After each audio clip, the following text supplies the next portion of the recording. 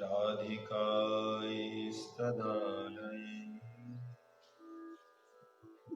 कृष्णाय कृष्णभक्ताय तद्भक्ताय नमः। मूकं करोति वाचालं पङ्गुं लङ्घयते गिरिं यत्कृपातमहं वन्दे श्रीगुरुं दीनतारिणम्। कृपया क्षमताम् अपराधीजनम्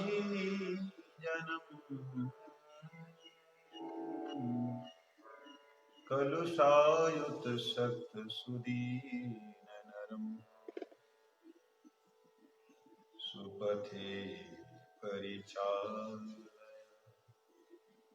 सर्वदिनं प्रणमामि च माधवदेवम्। वंशाकल्पतरुभ्यश्च कृपा सिन्धुभ्यैव च पतितानां पावनेभ्यो वैष्णवेभ्यो नमो नमः। संकर्षण कारणोधिशायि चपयब्धिशायि गर्भोधिशायि चपयब्धिशायि शेषयस्य यशं सकला सनित्यानन्दत्यराम शरणं नमस्तु। वृन्द्याय तुलसीदेव्यै प्रियाय केशवस्य च कृष्ण भक्ति प्रदे देवी सत्यवत्यै नमो नमः। श्री कृष्ण चैतन्य प्रभु नित्यानंद श्री अद्वैत गदाधर शिवासादि गौर भक्त वृंद। हरे कृष्ण कृष्ण कृष्ण हरे हरे हरे राम राम राम हरे। धूमस्वखलितपादानां भूमिरेव यवलम्बनम् त्वय्यजातयपराधानां त्वमैव शरणं प्रभु त्वमैव शरणं प्रभु।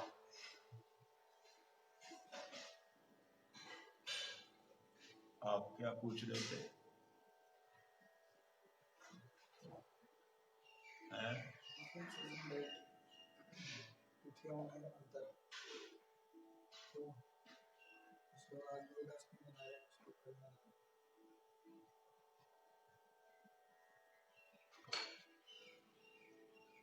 तिथियों में अंतर क्यों है? अक्सर जो है हम लोग देखते हैं, कभी एकादशी देख लो, कभी जन्माष्टमी, कभी रामनवमी, कभी गौर पूर्णिमा, सारी तिथियों में कभी कभी ऐसे गड़बड़ी देखी जाती है।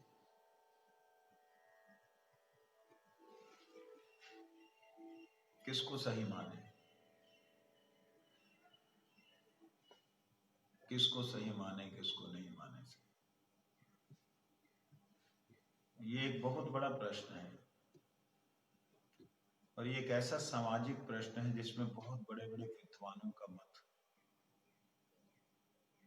बहुत बड़े बड़े विद्वान, प्रकांड कर्मकांडी लोग, बड़े बड़े शास्त्री लोग इन द्वंद्वों में फंस जाते हैं। विशेष करके जो दो तिथियां हैं, रामनवमी और जन्माष्टमी, इसमें यहाँ तक कि अखबारों में, टीवी चैनल्स में डिबेट होने लग जाती है। आज मैं जो बोलने जा रहा हूं ये उन सभी विद्वानों के लिए बात है जो अच्छी तरह से जानते हैं कि भारतीय ज्योतिष क्या है। बड़े बड़े ज्योतिष लोग भी इस विषय में अपनी दलीलें देते हैं, अपने वार्तालाप करते हैं और ये प्रयास करते हैं वो स्थापित कर सकें कि तिथि सही क्या है।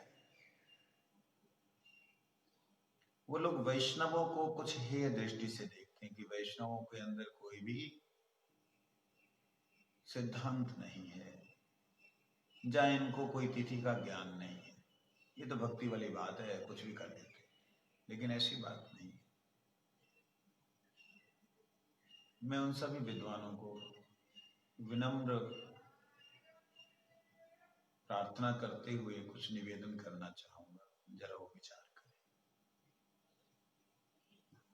आपने मलमास के बारे में सुना है? सुना है? बोलो। मलमास किसे कहते हैं? ये सभी विद्वान लोग जानते हैं कि जो तिथियां मलिन हो जाती है उन्हें मलमास कहते हैं। मलिन तिथियां कौन सी होती हैं? जिन तिथियों को सूर्य देव ब्रह्म मुहूर्त में पवित्र नहीं करते, या जो तिथियां ब्रह्म मुहूर्त में अपनी पिछली तिथि को लेकर के आ जाती है, उन्हें मलिन तिथि कहते हैं। आप समझ रहे बात? मलिन तिथि कौन सी हुई? जो तिथि या तो सूर्य उदय के कुछ मिनटों बाद हुई, या पहली वाली तिथि अपने से श्रेष्ठ तिथि में प्रवेश कर गई। समझाने के लिए मैं आपको थोड़ा सा बताना चाहूंगा। जैसे ये 3 तिथियां मान, इसे आप समझ लीजिए दशमी, इसे एकादशी, इसे द्वादशी।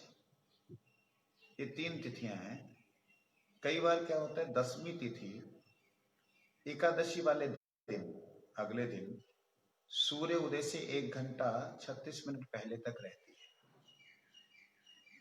अब ये तिथि 1 घंटा 36 मिनट पहले रही, तो ये तिथि किसके साथ युक्त हो गई? किसके साथ हुई? एकादशी के साथ। जो दशमी एकादशी के साथ संयुक्त हो गई, तो वह एकादशी दशमी युक्त होने से क्या बन गई? दोषी। दोषी का मतलब उसने अपनी निम्न तिथि को संयोजन किया, जिसके कारण वह तिथि एकादशी व्रत पालने के लिए नहीं रही। और अब यही तिथि एकादशी जो है अगले दिन द्वादशी में प्रवेश कर रही है। यही एकादशी जब द्वादशी में प्रवेश करती है तो एकादशी का जो संपूर्ण फल है वो द्वादशी में प्रवेश करने के कारण द्वादशी में चला जाता है। और द्वादशी तिथि का अपना एक फल है। महाद्वादशियां 8 आती हैं, अपना एक फल है, जो फल एकादशी के साथ में संयुक्त हो जाता है। ऐसी स्थिति में क्या करना चाहिए? एकादशी को द्वादशी के दिन करना चाहिए, ना कि एकादशी को एकादशी के दिन। कारण एकादशी दशमी के साथ जुड़ी हुई है, तो ये तिथि को मलिन तिथि कहा जाता है।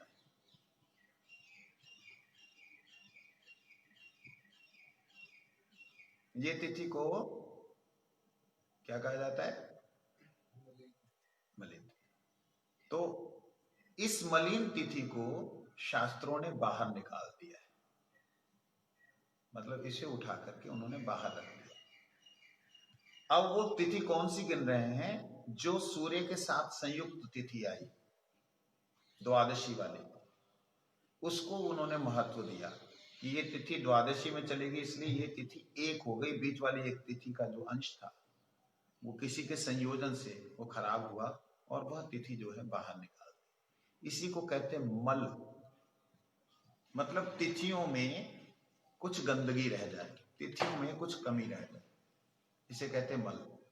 इस प्रकार से हर 2 साल बाद, हर तीसरे साल में लगभग 30 तिथियां निकलती हैं, समझ आ रहे हैं? और जो 30 तिथियां निकलती हैं उन तिथियों को मल मास कहा जाता है।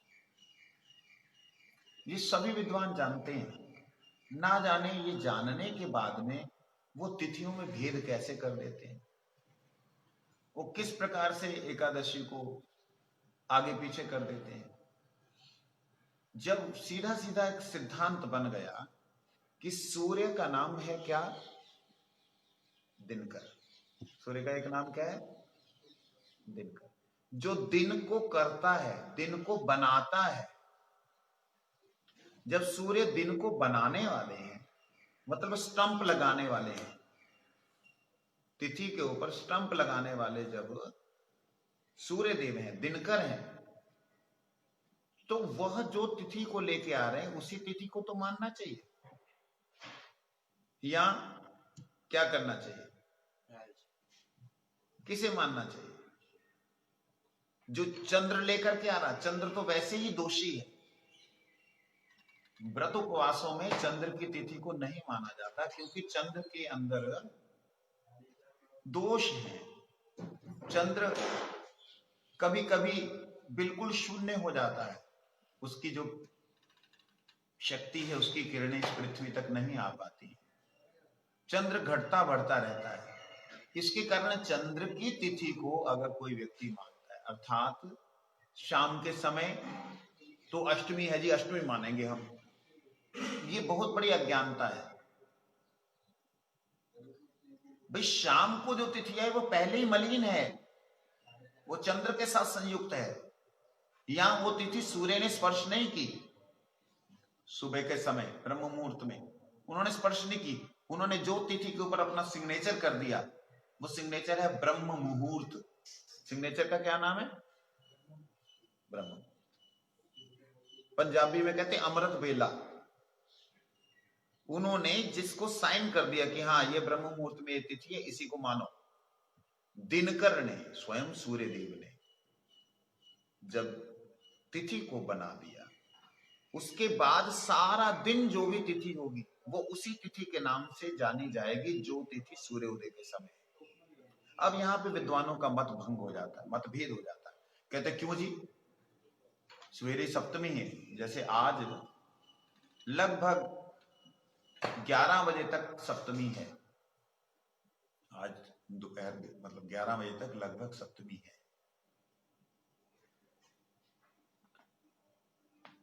ये सप्तमी खत्म हो जाएगी 11 बजे के बाद, अष्टमी चालू हो जाएगी। तो कुछ विद्वानों का मत है अष्टमी चालू हो गई तो अब अष्टमी तिथि मनाओ। अब सोचने वाली बात है, जो तिथि को मलिन मान लिया गया, उस तिथि को आप कैसे व्रत कर सकते हैं, या कैसे उपवास कर सकते हैं, या कैसे महोत्सव मना सकते हैं? आप कहें कि नहीं जी, रोहिणी नक्षत्र जो है वो अष्टमी में था, तो रोहिणी नक्षत्र आज ही है, कल तो खत्म हो जाएगा, जैसे जन्माष्टमी की बात कर रहा हूं, तो वो खत्म हो जाएगा, तो कल के दिन तो अष्टमी नहीं मनाई जाएगी। बात ये है, भगवान जब श्री कृष्ण आए तब उस वक्त जितनी तिथियां थी, वो सब तिथियां अपना पूरा पूरा समय, नक्षत्र पूरा पूरा समय लेकर के आए। आप समझ रहे हैं मुझे बात को? लेकिन आप इधर देखिए थोड़ा सा, भगवान श्री कृष्ण जब आए तो उनके आने से जितने ग्रह थे वो अपनी अपनी जगह बराबर से खड़े हुए। भगवान श्री कृष्ण के आने से जो नक्षत्र थे वो अपनी अपनी जगह पे बराबर खड़े हो गए, वो सारे के सारे प्रॉपर वे में खड़े हो गए। परंतु भगवान श्री कृष्ण के जाने के बाद में सारी की सारी संरचना और सृष्टि जो है सूर्य देव के हाथ में होती है। भगवान राम जब आते हैं तब भी नक्षत्र चंद्र इत्यादि सही समय पे आते हैं, सारा सब कुछ सही करते हैं। कृष्ण जब आते तब भी सही करते हैं। परंतु इसके अलावा जब भगवान का और समय में आना, मतलब भगवान का कोई साक्षात अवतार नहीं होता, तब उसमें तिथियां अपने अपने हिसाब से चलती हैं, अपने अपने ढंग से चलती हैं। उस समय क्या किया जाए, उस समय के लिए मैं बात कह रहा हूं। उस समय विद्वानों ने एक मत निकाला कि भाई देखो, अब सारी की सारी तिथियों को सूर्य के अनुसार चलना है। सूर्य भगवान के अनुसार चलता है, चंद्र भगवान के अनुसार चलते हैं, लेकिन जब भगवान नहीं इस जगत में प्रकट रूप से रहते, तो सूर्य का डिपार्टमेंट बन जाता है। सूर्य ही तिथि का निर्णय करता है। अब जिस तिथि का सूर्य ने निर्णय किया है, उस तिथि को छोड़ करके अगर आप वह तिथि मान रहे हो जो तिथि रात्रि के समय में आ रही है, तो किस प्रकार से मान्य हो जाएगी। इसलिए उस तिथि का पूर्ण रूप से त्याग करना चाहिए। आज 11 बजे तक सप्तमी है, और कल सुबह मैं थोड़ा सा इसमें, हालांकि ये पंचांग को पूर्ण रूप से माना नहीं जाता, और कल देखिए आज है 31 अक्टूबर, दिखाई दे रहा है, इसमें आप देखिए ये पहली लाइन में सप्तमी दिखाई दे रही है, दिख रहा है? 31 है ना? हाँ, ये देखिए इसमें सप्तमी दिखाई दे रही। और ठीक इसके अगले दिन 1 अक्टूबर को सुबह 9 बजकर कुछ मिनट तक क्या है? अष्टमी। अब ये जो तिथि है, कल सुबह 9 बजकर कुछ मिनट तक अष्टमी है। अब देखना यह है कि अष्टमी को सूर्य देव ने स्वीकार किया, तो सारा दिन ही अष्टमी का व्रत होगा। वो कहे जी रात को तो अष्टमी रही नहीं। मैंने पहले ही बोल दिया, भगवान के आने के टाइम पे सारी तिथियां समय से आई थी, सारी तिथियां पूर्ण रूप से आई थी, लेकिन भगवान के जाने के बाद में सूर्य को नारायण शब्द से अविवाहित किया गया। तो सूर्य नारायण जिसे स्पर्श करें उसी तिथि को मानना चाहिए।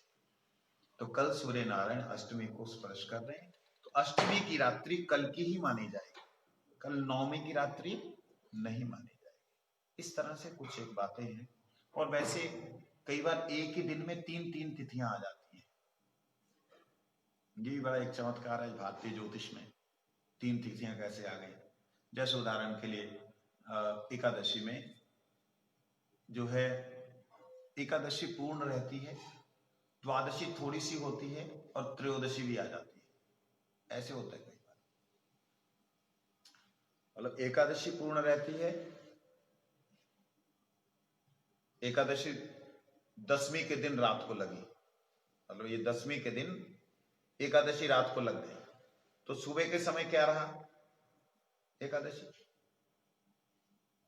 लेकिन जैसे सुबह हुई, मतलब जैसे ही ब्रह्म मुहूर्त निकला, ये आ गया, सूर्य उदय हो गया, उस वक्त क्या हो गया? द्वादशी आ गई, और द्वादशी खत्म ना होते होते त्रयोदशी आ गई। तो एक साथ 3 तिथियां कई बार आती हैं। आप मेरी बात को दोबारा से मैं समझाना चाहूंगा। 10वीं तिथि, 10वीं की रात्रि को एकादशी का संयोजन हुआ। 10वीं की रात को एकादशी का संयोग हुआ, तो एकादशी अगले दिन सवेरे, एकादशी वाले दिन सुबह 7 बजे तक, सूर्य उगने के कुछ मिनट तक, समझो 7 बजे तक एकादशी, उसके साथ साथ द्वादशी लग गई। अच्छा, द्वादशी 12 घंटे के लिए आई, मान लो सवेरे 7 बजे से रात को 10-11 बजे तक जो भी रही, उसके बाद कौन सी लग गई? त्रयोदशी। तो इसको बोलते त्रयस्पर्शा महाद्वादशी। क्या बोलते हैं? त्रयस्पर्शा महाद्वादशी। इसमें एकादशी बड़ा थोड़ा अंश लेके आती है, द्वादशी और त्रयोदशी एक साथ संयुक्त होती है। तो ये जो व्रत है, ये सबसे महान व्रत गिना गया है एकादशियों में। तो इसमें कई विद्वान लोगों का मत होता है कि नहीं जी, ये 3 तिथियां आपको पहले 10वीं वाली रात को लग गई तो 10वीं कल को मनाना चाहिए, ये सब नहीं करना चाहिए। मेरा विनम्र प्रार्थना है विद्वानों से, जो इस वीडियो को देखेंगे भविष्य में, समझने का प्रयास करें। जब भगवान साक्षात होते हैं तो सारी तिथियां पूर्ण रूप से पूर्ण फल लेकर के सारे नक्षत्र यथा स्थान पर विराजमान होते हैं, लेकिन जब भगवान चले जाते हैं तो सूर्य नारायण का ही डिपार्टमेंट होता है तिथियों को किस प्रकार से नियोजित करना है। कोई तिथियां कम बढ़ती होती हैं तो सूर्य नारायण के खाते से वो निकल जाती है, उनकी वो नहीं रहती, उनकी प्रेजेंस नहीं गिनी जाती। इसलिए हमें उसी तरीके से चलना चाहिए जैसे सूर्य नारायण चलते हैं। तो अष्टमी आज रात को कुछ लोग मना रहे हैं। एक दृष्टि से देखा जाए, सामाजिक दृष्टि से, तो थोड़ा ठीक भी है। पूछो क्यों? भीड़ हो जाती है। एक ही दिन अगर ये तिथि मनाते हैं, विशेष करके अहोई अष्टमी एक ही दिन मनाते हैं, इतनी भीड़ हो जाती है, राधा कुंड में कई लोग गिर के मरने का खतरा हो जाता है। तो अच्छा ही है 2 दिन मनाते हैं उस दृष्टि से, मतलब सामाजिक दृष्टि से बोल रहा हूँ, 2 दिन मानते हैं। और थोड़ा, मैं सिर्फ भीड़ के कारण मैं बोल रहा हूँ, भीड़ जो है 2 दिन में बढ़ जाती है और लोगों को खैर गंगा में स्नान करने से पाप तो क्षय होते ही हैं, इसमें तो कोई दो राय है ही नहीं। तो राधा अष्टमी अथवा बहुला अष्टमी में जो स्नान का विधान है, तो पाप तो क्षय होंगे ही होंगे, पाप क्षय होंगे तो पुण्य तो मिलेगा ही मिलेगा। तो वो चीज है, उस दृष्टि से आप स्नान कभी भी करते हैं तो उसका फल भक्ति रूपी फल मिलता ही है। और कल को बहुला अष्टमी हम लोग मनाएंगे। और कोई आपका इस व्रतों के पक्ष में कोई आपका कुछ और कुछ निवेदन है या कोई प्रश्न है तो कर सकते हैं। और एक बात मेरे दिमाग में आ रही है, एक बार विद्वानों की सभा चल रही थी, तो वहाँ बहुत ही विद्वान थे, मतलब वास्तविकता में जिन्हें विद्वान कहा जाए ऐसे महान विद्वान लोग थे। तो चर्चा हुई कि भाई बंगाल में जो तिथि है वो सबसे पहले उदित होती है, क्योंकि वो उदयाचल कहलाता है, आसाम और बंगाल।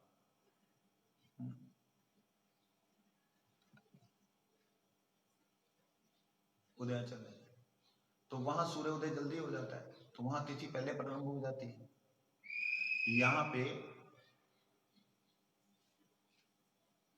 यहाँ पर जो तिथि है वो तिथि आती है 40 मिनट बाद।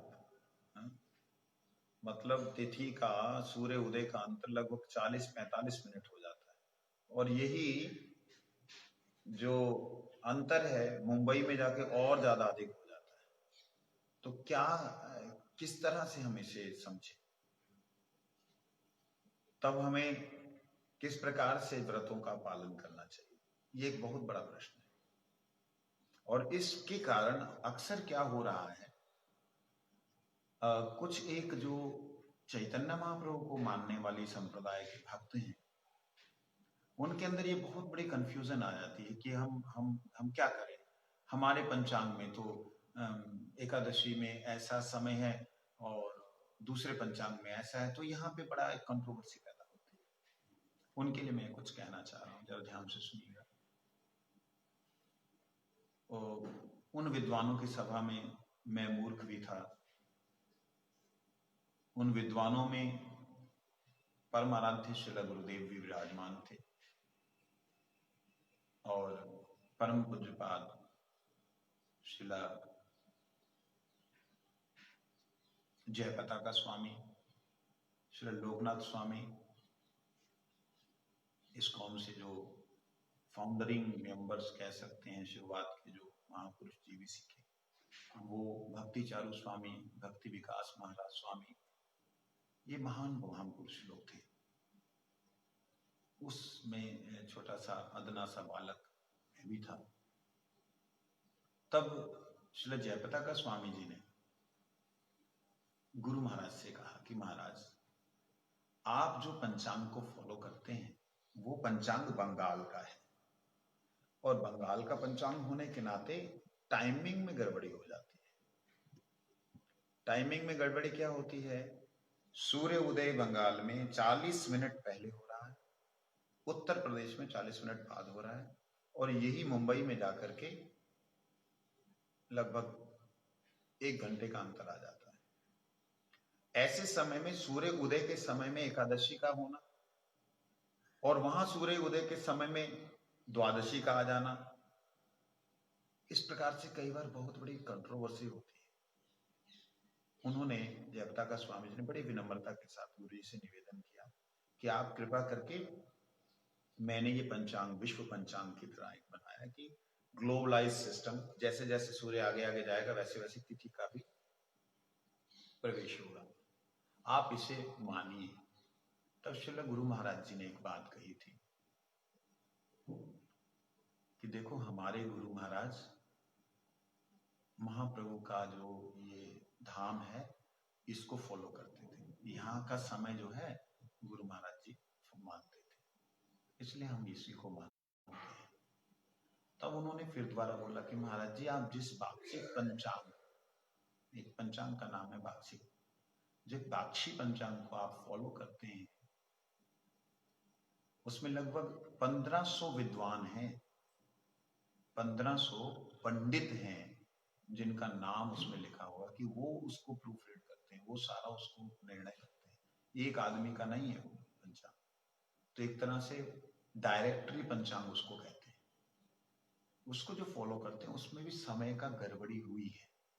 उन्होंने सेकंड्स के जो, मतलब उसको कहते हैं माइक्रो सेकंड्स होते हैं ना, उसके हिसाब से उन्होंने बतलाया कि किस प्रकार से उसमें गड़बड़ी होती है।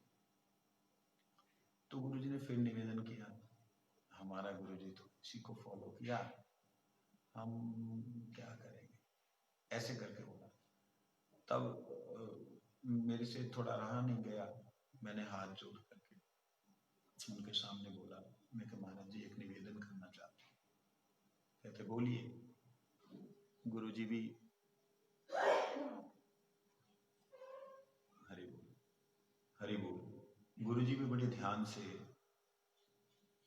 सुनने लगे कि क्या बोलेगा ये। हाँ। मैंने निवेदन किया, महाराज इसी प्रकार से मुझे कुछ लोगों ने पूछा था, मुंबई में मैं था तो कुछ लोगों ने बोला आज तो एकादशी है ही नहीं, आप आज कैसे एकादशी मान रहे हो, आज तो 10वीं, आज तो द्वादशी आ गई, जब कुछ ऐसे तिथि में गड़बड़ी थी। तो मैंने उनसे एक बात कही थी, ये बात सभी उन गौड़ीय वैष्णवों के लिए जो लोग चैतन्य महाप्रभु जी के धाम से छपी हुई पंचांग को मानते हैं उनके लिए। मैंने उनसे एक बात कही, बताइए मुझे, मेरे गुरुदेव ने आज व्रत किया है, मेरे गुरुदेव ने आज व्रत किया है, वो बंगाल में है या बंगाल के अनुसार व्रत कर रहे हैं, महाप्रभु जी के धाम के अनुसार कर रहे हैं। मैं पृथ्वी के किसी भी कोने में रहूंगा, हो सकता 12 घंटे का अंतर हो मेरा, हो सकता है 18 घंटे का अंतर हो मेरा गुरु जी से, लेकिन मैं किसी भी कोने में रहूंगा तो मुझे क्या करना चाहिए? मुझे नक्षत्रों को देखना चाहिए जिनको मैं जानता नहीं, जिनको पहचानता नहीं, जिनसे मेरा कोई संबंध नहीं है, जब मुझे गुरु जी को फॉलो करना चाहिए जिनसे मेरा संबंध नित्य है, जिनको मैं जानता हूं, जिनसे मेरा आंतरिक संबंध है, जो मेरे उद्धार करता है, मुझे किसको फॉलो करना चाहिए? मुझे करना चाहिए मेरे गुरुदेव को फॉलो। अगर गुरुदेव ने आज व्रत किया है तो मैं आज ही करूंगा, मैं कल को व्रत नहीं करूंगा। इस प्रकार से अगर कोई गुरु निष्ठा को लेकर के व्रत करता है तो उसके ऊपर से जितने भी ग्रह नक्षत्र हैं ये अपना सदफल ही प्रसूत करते हैं, ये शास्त्र विधि है। महाजन गता येन पंथा, महाजन लोग जिस पथ पे चलते हैं उस पथ को ही स्वीकार करना चाहिए, शास्त्र विधि है। इसके अलावा एक प्रश्न और था उस महती सभा में, उन विद्वानों की सभा में एक प्रश्न और था, वो ये था कि किस प्रकार से जो है हम लोग रामनवमी और जन्माष्टमी को माने, रामनवमी, जन्माष्टमी, गौर पूर्णिमा को हम कैसे माने। तो मैंने निवेदन किया कि देखिए, रामनवमी तिथि है अयोध्या की, अयोध्या जी में सूर्य उदय का, सूर्य अस्त का जो समय है, अयोध्या जी में व्रत को जिस दिन मनाया जा रहा है वैष्णव विधि के अनुसार, उसी समय को, उसी तिथि को सारे विश्व को फॉलो करना चाहिए। अब आप कहें जी अमेरिका कैसे करेगा, यहां तो दिन है वहां रात है। तो रात से शुरू करो ना, क्या जा रहा है? क्योंकि इसके एक कारण, बहुत ही विशेष कारण है। भगवान राम ने जब अयोध्या जी में अपने चरणों को इस धरती से स्पर्श किया, क्या धरती 12 घंटे बाद अमेरिका में प्रसन्न हुई? कब प्रसन्न हुई? इमीडिएट, तुरंत हुई। गौर महाप्रभु ने बंगाल के अंदर अपने चरणों को रखा, जैसे उनके चरण भूमि पर स्पर्श हुए, जो वो समय आया, उस समय को सारी पृथ्वी ने मानना चाहिए। जहां अलग अलग टाइम पे अलग अलग घंटे, अलग कर 2 घंटे बाद 4 घंटे, वैसे तो आप सारा दिन ही 24 घंटे, क्या सारा जीवन ही जन्माष्टमी मना सकते हैं, सारा जीवन ही रामनवमी अथवा गौर पूर्णिमा मना सकते हैं, क्योंकि जीवन उत्सव के लिए ही है। लेकिन विशेष करके वह तिथि का यदि आप पालन करना चाहते हैं, जन्माष्टमी मनाई जाए तो गोकुल के अनुसार, मथुरा के अनुसार मनाई जाए, कि मथुरा में जब जन्माष्टमी तिथि है तो बंगाल भी उसी को फॉलो करे और अमेरिका भी उसी को फॉलो करे। सारे के सारे उस स्थान को महत्व दे जिस स्थान पे वो तिथि प्रकट हो रही है, ना कि अपने स्थान को महत्व दे। ये मैंने वहां पे बड़े विनम्रता से निवेदन किया। तब परम पूज्य श्रीला जयपताका स्वामी ने पूछा, ये कौन है? मेरा नाम भगवान दास था। गुरु बोले, भगवान दास है, ये तो मुंबई में रहता है, बहुत अच्छा कीर्तन करता है, प्रचारक है। मेरे को बड़ा संकोच हुआ, लेकिन बड़ा अच्छा लगा। पहली बार गुरुदेव के मुखारविंद से सुना, और सुनकर के अच्छा तो लगना ही था, नेचुरली है कि पहली बार गुरुदेव ने कुछ बोला, लेकिन संकोच बहुत हुआ।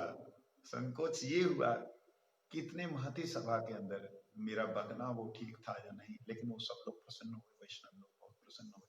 तो वही बात मैं आपसे कह रहा हूं कि तिथि को 2 तरीके से माना जाता है। एक तो यह है कि आचार्य जिस दिन आपके गुरुदेव व्रत कर रहे हैं आप उसे फॉलो करें, एक तो ये सीधा सीधा मत है।